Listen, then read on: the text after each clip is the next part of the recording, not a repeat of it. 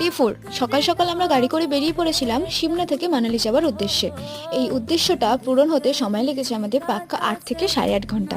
মানে সকালবেলা গাড়িতে উঠেছি আর নেমেছি পাক্কা বিকালে। সিমলা থেকে মানালি যাওয়ার সময় ভালো রৌদ্র এবং গরম দুটোই আমরা পেয়েছিলাম। পরিষ্কার পরিচ্ছন্ন রাস্তাতে এইরকম পরিষ্কার বাতাস উপভোগ করতে কার না ভালো লাগে বলো তো। তবে সন্ধ্যায় যখন মানালি ঢুকলাম আমার অবস্থা হয়ে গেছিল ঠিক কেমন। ওপরে দুটো পড়তে হয়েছিল, তার সাথে ছিল নিচে থার্মাল আর এবং আমাদের ওয়ার্মি। এতটাই ঠান্ডা ছিল যে তাতেও আমাদের ঠিক মানছিল না। আমরা মেলটা ঘুরে দেখার সময় দেখতে পেলাম এইরকম এক আশ্চর্য জিনিস।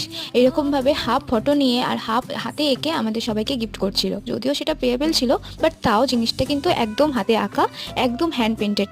তারপরে ওইখানে একটা ক্যাফেতে গিয়ে কিছুটা টাইম স্পেন্ড করে আমরা চলে আসলাম মাটির ভাঁড়ে চা খেতে। সত্যি কথা বলতে শীতের রাত্রে এরকম মাটির ভাঁড়ে গরম গরম চা খেতে কিন্তু আলাদাই মজা লাগে। দেখো ওরা নিজেরাই বলছে। এই আমি সিট দিয়ে দেখাচ্ছি। ও